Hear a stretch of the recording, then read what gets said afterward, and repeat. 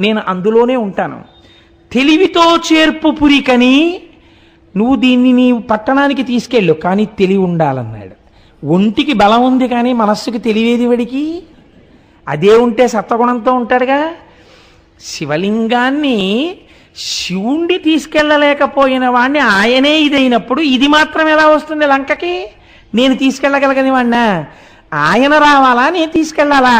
ఈ బుర్రవాడికి ఉంటే అయితే పట్టుకుపోతానని శివలింగాన్ని పెట్టులో పెట్టేసి ఎందుకు వెళ్ళిపోతాడు? కాబట్టి తెలివితో నీ పురి చేర్చుకో దీన్ని. దేవుడు అరిగే ఆయన అంతర్ధానం అయిపోయాడు. ఇంకా ఉంటే ఏమంటాడు వీడని.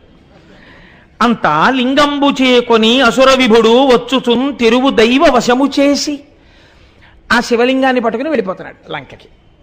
అంటే ఉత్తరక్షణం ఒంటికి బలం వచ్చింది, ప్రవృత్తిలో ఏమైనా మార్పు వచ్చిందా? ఏమీ లేదు. మీరు గమనిస్తున్నారు కదా. ఇవి మీ ఉపాసనలో